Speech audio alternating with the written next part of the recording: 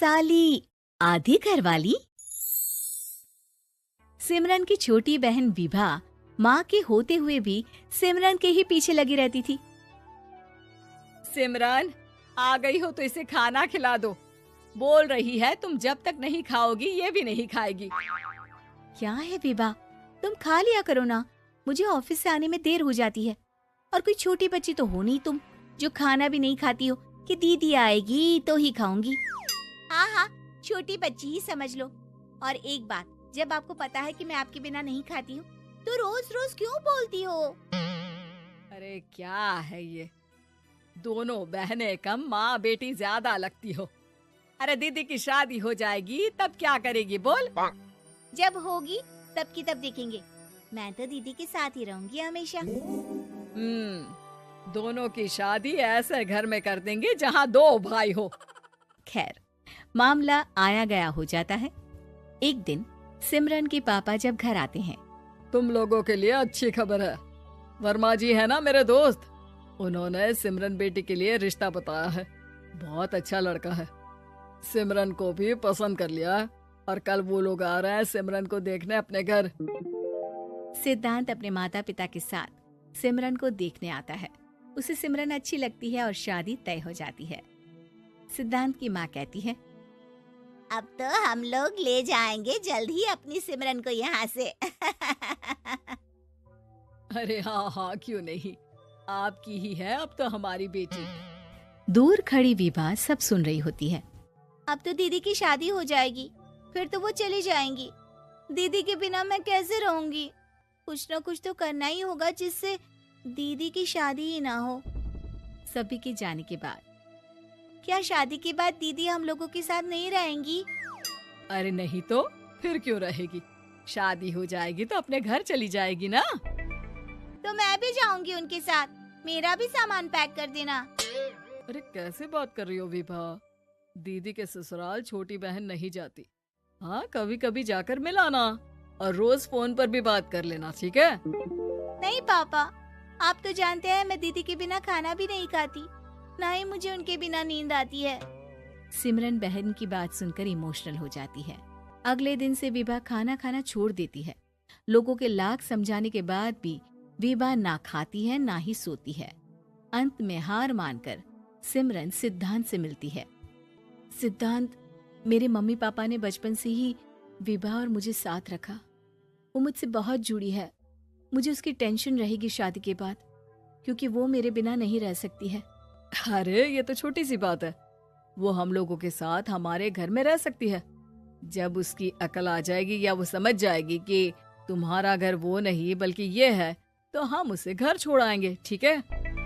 सिमरन खुश हो जाती है क्योंकि वो यही चाहती थी। वो माँ पिता से बात कर लेती है।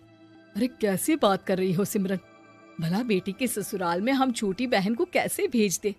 जमाना क्या कहेगा? अरे तो पागल हो गया है, मना कर दे। इस शादी में इन लोगों का तो ये चलता ही रहेगा। कभी बहन यहाँ आ रही है, कभी वो बहन के पास जा रही है। अरे शादी हो रही है, कोई मजाक थोड़ी ना हो रहा है ना बाबा ना। माँ कैसी बात कर रही हो? सिमरन से मैं जुड़ाव महसूस कर रहा हूँ और इतनी सी बात के लिए इतनी अच्छी लड़की को कैसे छोड़ सकता हूँ? सिद्धांत की भी जिद होती है कि वो सिर्फ सिमरन से ही शादी करेगा, और होता भी वैसा ही है। सिद्धांत और सिमरन की शादी हो जाती है और दहेज में आ जाती है विभा। शादी के बाद बुआ सास कहती है, अरे माँ ना, साली आधी घर वाली होती है, लेकिन ये क्या, तुम तो उसे घर ही ले आए। तभी चाची कहती है, सिद्धांत को तो हम लोगों ने सीधा समझा था, लेकिन सबसे तेज तो यही निकला। अरे देखो कैसे दहेज तो नहीं लिया, लेकिन साली पर कब्जा कर लिया।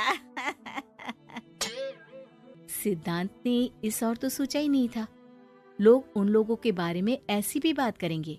वो वहाँ से चला जाता है और चुपचाप अपने कमरे में लेट जाता है। क्या हुआ सिद्धांत, तुम अचानक से परेशान हो गए, कोई बात है क्या?